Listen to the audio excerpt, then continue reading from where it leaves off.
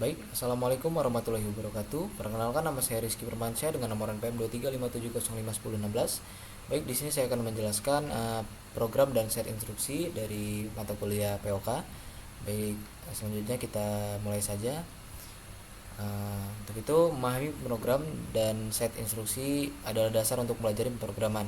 Program adalah kumpulan instruksi yang ditulis untuk menjalankan tugas tertentu di komputer. Instruksi-instruksi tersebut disusun secara terstruktur dan logis untuk memecahkan masalah. Selanjutnya ada pengertian pemrograman, yaitu program adalah sekumpulan instruksi terstruktur yang ditulis untuk memecahkan masalah atau menjalankan tugas tertentu. Program berfungsi untuk memberi perintah kepada komputer agar dapat menjalankan sesuatu sesuai dengan keinginan programmer. Selanjutnya ada komponen dasar pemrograman, yaitu ada pertama ada input, yaitu data atau informasi yang diterima oleh program untuk diproses. Lalu yang kedua ada proses, rangkaian instruksi yang dijalankan untuk mengelola input menjadi output. Lalu yang terakhir ada output, hasil akhir dari pemrosesan data oleh program. Lalu selanjutnya ada jenis-jenis instruksi. Yang pertama ada instruksi aritmatika, yaitu instruksi untuk melakukan operasi matematika dasar seperti penjumlahan, pengurangan, perkalian, dan pembagian. Lalu yang kedua ada instruksi logika, instruksi untuk membuat keputusan berdasarkan kondisi tertentu seperti pernyataan if else. Lalu yang ketiga ada instruksi perulangan, yaitu instruksi untuk mengulang atau serangkaian instruksi hingga kondisi tertentu terpenuhi. Lalu yang terakhir atau yang keempat ada instruksi input dan output, instruksi untuk membaca input dari penggunaan atau menampilkan output ke layar. Selanjutnya ada instruksi atau struktur.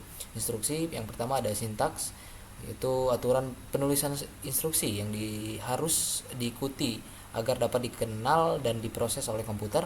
Lalu yang kedua ada sematik, yaitu makna atau arti dari instruksi yang menunjukkan tujuan dan fungsi instruksi tersebut. Lalu yang terakhir atau yang ketiga urutan instruksi-instruksi dalam program harus disusun secara urutan dan logis agar dapat dijalankan dengan benar. Lalu selanjutnya ada penerapan instruksi dalam pemrograman, yaitu pertama ada algoritma, yaitu rangkaian instruksi logis dan sistematis untuk memecahkan suatu masalah. Lalu yang kedua ada kode sumber, yaitu instruksi yang ditulis dalam bahasa pemrograman dan dapat diproses oleh komputer.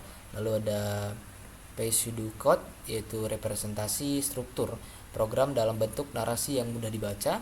Lalu yang keempat yaitu eksekusi pemrograman atau program, yaitu proses menjalankan program sesuai dengan instruksi-instruksi yang telah ditulis. Selanjutnya ada contoh program sederhana. Yang pertama ada penjumlahan, program sederhana untuk menjumlahkan dua angka. Lalu ada pengambilan keputusan, itu untuk program sederhana untuk menentukan bilangan genap atau ganjil. Lalu ada perulangan, yaitu program sederhana untuk mencetak angka 1 sampai 10, dan yang terakhir ada input output, program sederhana untuk membaca input dari penggunaan dan menampilkan output. Lalu selanjutnya ada kesimpulan dan saran. Dan pertama ada pemahaman dasar, menguasai konsep program dan instruksi adalah kunci awal mempelajari pemrograman. Lalu yang kedua ada praktik langsung, yaitu melakukan banyak praktik membuat program sederhana dapat meningkatkan kemampuan. Dan ketiga ada eksplorasi lebih lanjut, yaitu mempelajari berbagai jenis bahasa pemrograman dan paradigma pemrograman yang ada. Baik, cukup sekian presentasi dari saya. Mohon maaf jika masih ada salah kata atau masih ada yang kurang. Saya akhiri, wabillahi taufiq wal hidayah. Wassalamualaikum warahmatullahi wabarakatuh.